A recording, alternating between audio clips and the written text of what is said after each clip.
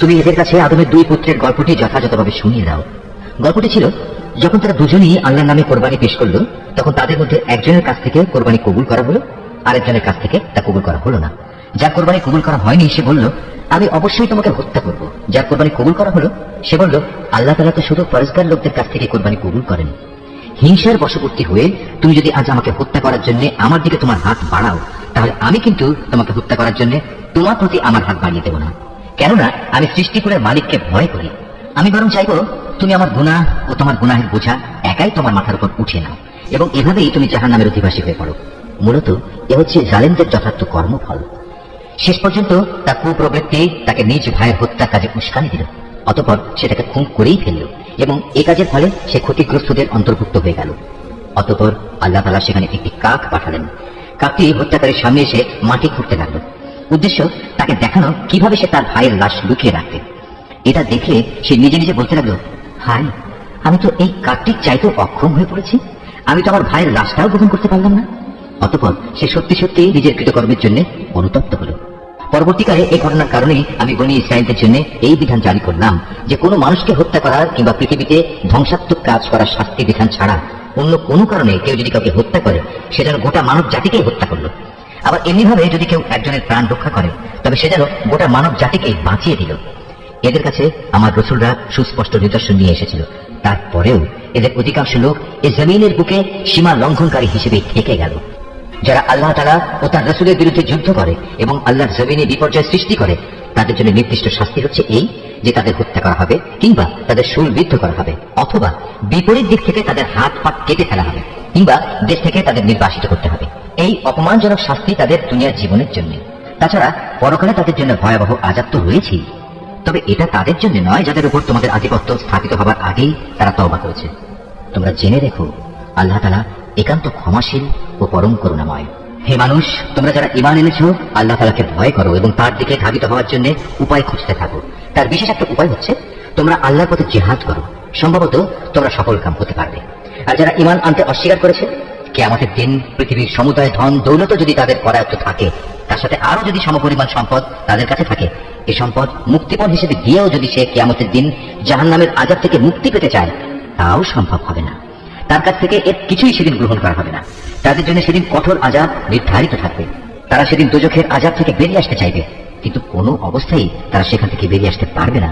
তাদের জন্য স্থায়ী আযাব নির্দিষ্ট হয়ে আছে। পুরুষ ও নারী এদের যে কেউই চুরি করবে, তাদের হাত দুটো কেটে ফেলো। এটা তাদের কর্মফল এবং আল্লাহর পক্ষ থেকে নির্ধারিত দণ্ড। আল্লাহ তাআলা মহা শক্তিশালী ও প্রবল প্রজ্ঞাময়। হ্যাঁ, যে ব্যক্তি এই জঘন্য জুলুম করার পর আল্লাহ তাআলার কাছে তওবা করবে এবং নিজের সংশোধন করে নেবে, অবশ্যই আল্লাহ তাআলা তার তওবা কবুল করবেন। আল্লাহ তাআলা নিঃসন্দেহে বড় ক্ষমাশীল ও দয়াময়। তুমি কি একথা জানো না, এই আকাশমণ্ডলী ও জমিনের একক সার্বভৌমত্ব একমাত্র আল্লাহ তাআলার জন্য? তিনি যাকে ইচ্ছা তাকে শাস্তি দেন, আবার যাকে ইচ্ছা তাকে তিনি মাফ করে দেন। কেননা সবকিছুর উপর তিনিই হচ্ছেন একক ক্ষমতাবান। হে রাসূল, যারা দ্রুত গতিতে কুফরির পথে ধাবিত হচ্ছে, তারা যেন তোমাকে দুঃখ না দেয়। এরা সে দলের লোক যারা মুখে মুখে বলে আমরা ঈমান এনেছি, কিন্তু সত্যিকার অর্থে তাদের অন্তর কখনো ঈমান আনেনি। আর তাদের ব্যাপারও নয় যারা ইহুদি, তারা মিথ্যা কথা শোনার জন্য সদা কান খাড়া করে রাখে, এবং তাদের বন্ধু সম্প্রদায়ের যেসব লোক কখনো তোমার কাছে আসেনি, এরা সেই অপর সম্প্রদায়টির জন্যই নিজেদের কান খাড়া করে রাখে। আল্লাহর কিতাবের কথাগুলো আপন জায়গায় বিন্যস্ত থাকার পরেও এরা তা বিকৃত করে বেড়ায়, এবং অন্যদের কাছে এরা বলে, হ্যাঁ, যদি এ ধরনের কোনো বিধান তোমাদের দেওয়া হয় তাহলে তোমরা তা গ্রহণ করো, আর সে ধরনের কিছু না দেওয়া হলে তোমরা তা থেকে সতর্ক থেকো। আসলে আল্লাহ তাআলা যার পথচ্যুতি চান, তাকে আল্লাহর পাকড়াও থেকে বাঁচানোর জন্য তুমি তো কিছুই করতে পারো না। এরাই হচ্ছে সেসব হতভাগ্য লোক। আল্লাহ তাআলা কখনো যাদের অন্তরগুলোকে পাক সাফ করার ইরাদা পোষণ করেন না, তাদের জন্য পৃথিবীতে যেমনি রয়েছে অপমান ও লাঞ্ছনা, পরকালেও তেমনি তাদের জন্য অপেক্ষা করছে ভয়াবহ আযাব। ইহুদিদের চরিত্র হচ্ছে, এরা যেমন মিথ্যা কথা শুনতে অভ্যস্ত, তেমনি এরা হারাম মাল খেতেও উস্তাদ। অতএব এরা যদি কখনো কোনো বিচার নিয়ে তোমার কাছে আসে, তাহলে তুমি চাইলে তাদের বিচার করতে পারো কিংবা তাদের উপেক্ষা করো। যদি তুমি তাদের ফিরিয়ে দাও, তাহলে নিশ্চিত থাকো এরা তোমার কোনোই অনিষ্ট করতে পারবে না। তবে যদি তুমি তাদের বিচার ফয়সালা করতে চাও, তাহলে অবশ্যই ন্যায় বিচার করবে। নিঃসন্দেহে আল্লাহ তাআলা ন্যায় বিচারকদের ভালোবাসেন। এসব লোক কিভাবে তোমার কাছে বিচারের ভার নিয়ে হাজির হবে, যখন তাদের নিজেদের কাছেই আল্লাহর পাঠানো তাওরাত মজুদ রয়েছে? তাতেও তো বিচার আচার সংক্রান্ত আল্লাহর বিধান আছে। তুমি যা কিছুই করো না কেন, একটু পরেই তারা তোমার কাছ থেকে মুখ ফিরিয়ে নেবে। এরা আসলে ঈমানদারই নয়, নিঃসন্দেহে আমি মুসার কাছে তাওরাত নাজিল করেছি, তাতে তাদের জন্য পথ নির্দেশ ও আলোকবর্তিকা বর্তমান ছিল। আমার নবীরা যারা আমার বিধানেরই অনুবর্তন করত, ইহুদি জাতিকে এ হেদায়েত মোতাবেকই আইন কানুন প্রদান করত। নবীদের পর তাদের জ্ঞান সাধক ও ধর্মীয় পণ্ডিতরাও এ অনুযায়ী বিচার ফয়সালা করত। কেননা নবীর পর আল্লাহর কিতাব সংরক্ষণ করার দায়িত্ব এদেরই দেওয়া হয়েছিল। তারা নিজেরাও ছিল এর প্রত্যক্ষ সাক্ষী। সুতরাং তোমরা মানুষদের ভয় না করে একান্তভাবে আমাকেই ভয় করো, আর আমার আয়াতসমূহ সামান্য মূল্যে বিক্রি করে দিও না।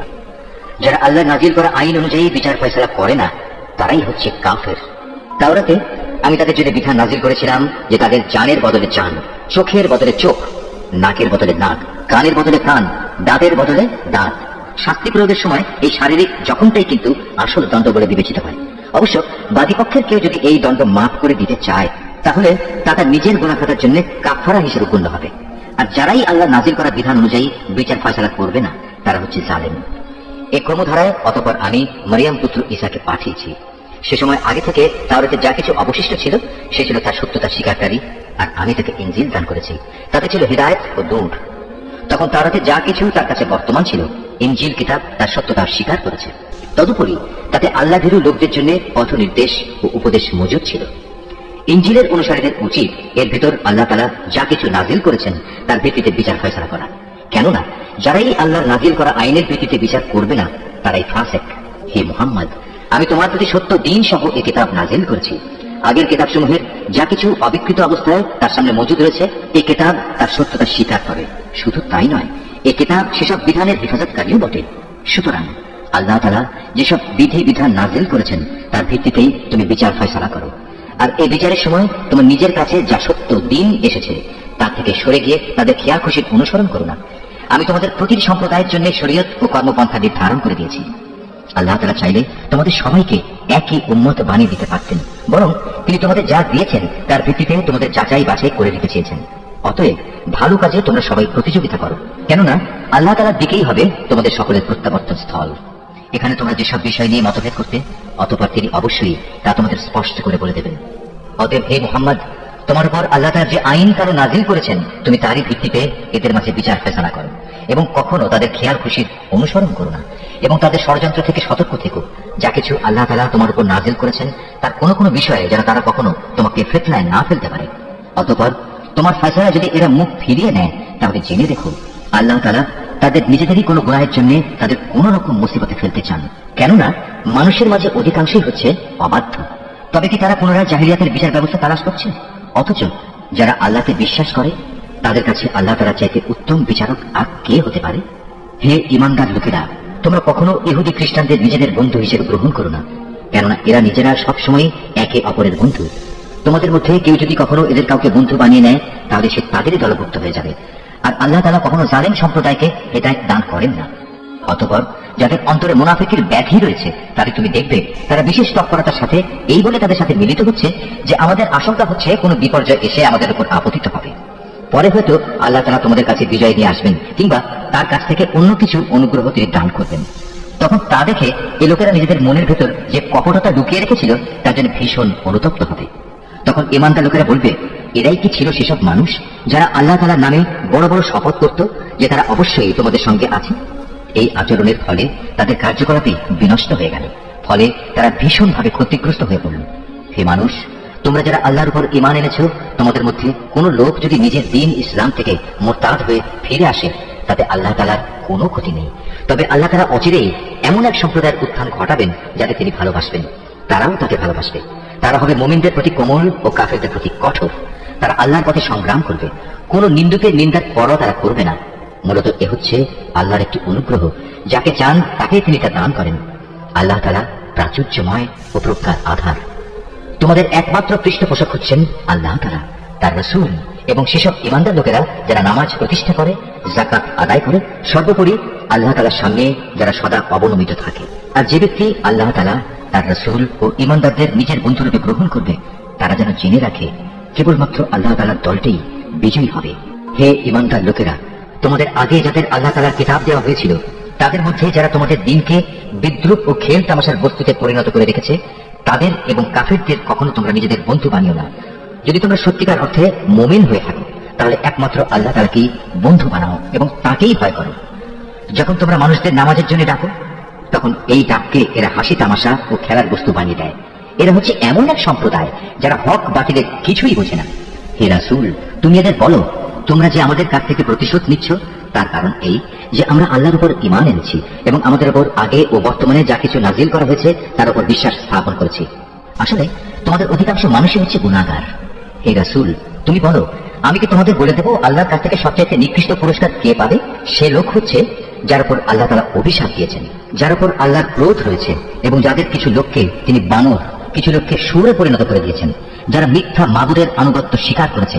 এরাই হচ্ছে সেসব লোক পরকালে যাদের অবস্থান হবে অত্যন্ত নিকৃষ্ট, এবং দুনিয়াতেও এরা সরল পথ থেকে বহু দূরে বিচ্যুত হয়ে পড়েছে। তারা যখন তোমার সামনে আসে তখন বলে, আমরা ঈমান এনেছি। আসলে তারা তোমার কাছে কুফরি নিয়েই প্রবেশ করছিল এবং তা নিয়েই তোমার কাছ থেকে তারা বেরিয়ে গেছে। তারা মনের ভেতর যা কিছু লুকিয়ে রাখছিল, আল্লাহ সে ব্যাপারে পূর্ণ ওয়াকিফাল রয়েছেন। তাদের অনেককেই তুমি দেখতে পাবে গুনাহ করা, আল্লাহর সাথে বিদ্রোহ ও হারাম মাল ভোগ করার কাজে এরা একে অপরের সাথে প্রতিযোগিতা করে চলেছে। এরা যা কিছু করে মূলত তা বড়ই নিকৃষ্ট কাজ। কত ভালো হতো এদের ধর্মীয় নেতা ও পণ্ডিত ব্যক্তিরা যদি এদের এসব পাপের কথা ও হারাম মাল ভোগ করা থেকে বিরত রাখত, কারণ এরা যা কিছু সংগ্রহ করছে তা বড়ই জঘন্য। ইহুদিরা বলে আল্লাহর দ্বারের হাত পা বাধা পড়ে গেছে। আসলে তাদের নিজেদের হাতই বাধা পড়ে গেছে, আর তারা যা কিছু বলেছে সে কারণে তাদের উপর আল্লাহ তাআলার অভিশাপ নাজিল করা হয়েছে। আল্লাহ তো দুনিয়া আখিরাতের উভয় হাতে মুক্ত, যেভাবে তিনি চান সেভাবেই তিনি দান করেন। প্রকৃত ঘটনা হচ্ছে তোমার মালিকের পক্ষ থেকে যা কিছু তোমার উপর নাজিল করা হয়েছে তা তাদের অনেকেরই সীমা লঙ্ঘন ও কুফরি বাড়িয়ে দিয়েছে। এই আচরণের ফলে আমি তাদের মাঝে কিয়ামত পর্যন্ত একটা শত্রুতা ও পরস্পর বিদ্বেষ সঞ্চার করে দিয়েছি। যখনই তারা যুদ্ধের আগুন জ্বালিয়ে দিতে চেয়েছে, আল্লাহ তাআলা তখনই তা নিভিয়ে দিয়েছেন। তারা বারবার এই জমিনে বিপর্যয় সৃষ্টির প্রয়াস পেয়েছে। আসলে আল্লাহ তাআলা বিপর্যয় সৃষ্টিকারীদের মোটেই ভালোবাসেন না। যদি আহলে কিতাবরা ঈমান আনত এবং আল্লাহকে ভয় করত, তবে অবশ্যই আমি তাদের গুনাহ খাতা মুছে দিতাম এবং তাদের আমি নিয়ামতে পরিপূর্ণ জান্নাতে প্রবেশ করাতাম। যদি তারা তাওরাত ও ইনজিল তথা তার বিধান প্রতিষ্ঠা করত, আর যা তাদের উপর তাদের মালিকের কাছ থেকে নাজিল করা হয়েছে তার উপর প্রতিষ্ঠিত থাকত, তাহলে তারা রিজিক পেত তাদের মাথার উপরের আসমান থেকে ও তাদের পায়ের নিচের জমিন থেকে। তাদের মধ্যে অবশ্যই একদল ন্যায় ও মধ্যপন্থী লোক রয়েছে, তবে তাদের অধিকাংশই হচ্ছে এমন যাদের কর্মফল খুবই নিকৃষ্ট। হে রাসূল, যা কিছু তোমার উপর নাজিল করা হয়েছে তা তুমি অন্যের কাছে পৌঁছে দাও। যদি তুমি তা না করো, তাহলে তুমি তো মানুষদের কাছে তার বার্তা পৌঁছে দিলে না। আল্লাহ তাআলা তোমাকে মানুষের অনিষ্ট থেকে বাঁচিয়ে রাখবেন। নিশ্চয়ই আল্লাহ তাআলা কখনো কোনো অবাধ্য জাতিকে পথ প্রদর্শন করেন না। তুমি তাদের বলো, হে আহলে কিতাবরা, যতক্ষণ পর্যন্ত তোমরা তাওরাত, ইনজিল ও তোমাদের প্রতি তোমাদের মালিকের পক্ষ থেকে যা নাজিল করা হয়েছে তা প্রতিষ্ঠিত না করবে, ততক্ষণ পর্যন্ত মনে করতে হবে তোমরা কোনো কিছুর উপরই প্রতিষ্ঠিত নেই। তোমার মালিকের কাছ থেকে যা কিছু তোমার প্রতি নাজিল করা হয়েছে তা তাদের অনেকেরই সীমা লঙ্ঘন ও কুফরি বাড়িয়ে দেবে। সুতরাং তুমি এই কাফের সম্প্রদায়ের জন্য মোটেই আফসোস করো না। নিশ্চয়ই ইহুদি, সাবী, খ্রিস্টান যে কেউই এক আল্লাহ তাআলা ও শেষ বিচার দিনের উপর ঈমান আনবে এবং সৎকর্ম করবে, তাদের কোনো ভয় নেই। পরকালেও তাদের কোনো দুশ্চিন্তাগ্রস্ত হতে হবে না। বনী ইসরাইলের কাছ থেকে আমি আনুগত্যের অঙ্গীকার আদায় করে নিয়েছিলাম এবং সে মোতাবেক আমি তাদের কাছে রসুলদের প্রেরণ করেছিলাম। কিন্তু যখনই কোন রসুল তাদের কাছে এমন কোন বিধান নিয়ে হাজির হয়েছে যা তাদের পছন্দসই ছিল না, তখনই তারা এই রসুলদের একদলকে মিথ্যাবাদী বলেছে, আরেক দলকে তারা হত্যা করেছে। তারা ধরে নিয়েছিল এত কিছু করা সত্ত্বেও তাদের উপর কোনো বিপর্যয় আসবে না, তাই তারা সত্য গ্রহণ করার ব্যাপারে অন্ধ ও বধির হয়ে থাকল। তারপরেও আল্লাহ তাআলা তাদের প্রতি ক্ষমা পরবশ হলেন। তাদের অনেকেই আবার অন্ধ ও বধির হয়ে গেল। তারা যা কিছু করেছে আল্লাহ তাআলা তা পর্যবেক্ষণ করছেন। নিশ্চয়ই তারা কাফের হয়ে গেছে যারা এই কথা বলেছে আল্লাহ হচ্ছেন মারিয়ামের পুত্র মসিহ, অথচ মসিহ নিজেই এই কথা বলেছে যে, হে বনী ইসরাইল, তোমরা এক আল্লাহর ইবাদত করো, যিনি আমারও মালিক তোমাদেরও মালিক। মূলত যে কেউই আল্লাহর সাথে শরীক করবে, আল্লাহ তাআলা তার উপর জান্নাত হারাম করে দেবেন, আর তার স্থায়ী ঠিকানা হবে জাহান্নাম। এই জালেমদের সেদিন কোনো সাহায্যকারী থাকবে না। তারাও কুফরি করেছে যারা বলেছে তিনজনের মধ্যে তৃতীয় জন হচ্ছেন আল্লাহ, অথচ এক আল্লাহ তাআলা ছাড়া আর কোনো ইলাহ নেই। তারা যদি এখনো তাদের এসব অলীক কথাবার্তা থেকে ফিরে না আসে, তবে তাদের মাঝে যারা একথা বলে কুফরি করেছে তাদের অবশ্যই কঠিন যন্ত্রণাদায়ক আযাবে পেয়ে যাবে। তারা কি আল্লাহর কাছে তওবা করবে না? কখনো কি তারা তার কাছে ক্ষমা প্রার্থনা করবে না? আল্লাহ তাআলা বড়ই ক্ষমাশীল ও দয়াময়। মারিয়াম পুত্র মসিহ তো রসুল ছাড়া কিছুই ছিল না। তার আগেও তার মতো অনেক রসুল গত হয়েছে।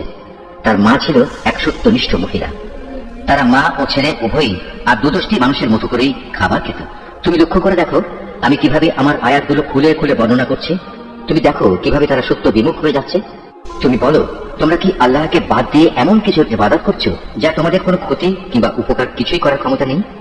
প্রকৃতপক্ষে আল্লাহ তাআলা সবকিছুই শোনেন এবং সবকিছুই জানেন। তুমি বলো, হে আহলে কিতাবরা, তোমরা কখনো নিজেদের দ্বীনের ব্যাপারে অন্যায় বাড়াবাড়ি করো না। মসিহের ব্যাপারে তোমরা সেসব জাতির খেয়াল খুশির অনুসরণ করো না যারা তোমাদের আগেই পথভ্রষ্ট হয়ে গেছে এবং তারা অনেক লোককেই গোমরাহ করে দিয়েছে, আর তারা নিজেরাও সহজ সরল পথ থেকে বিচ্যুত হয়ে গেছে। বনি ইসরায়েলদের আরো যারা মসিহের ব্যাপারে আল্লাহর এই ঘোষণা অস্বীকার করেছে, তাদের উপর দাউদ ও মারিয়াম পুত্র ঈসার মুখ থেকে অভিশাপ দেওয়া হয়েছে, কেননা তারা আল্লাহর বিরুদ্ধে বিদ্রোহ করেছে এবং সীমা লঙ্ঘন করেছে। তারা যেসব গর্হিত কাজ করত তা থেকে তারা একে অপরকে বারণ করত না। তারা যা করত নিঃসন্দেহে তা ছিল নিকৃষ্ট।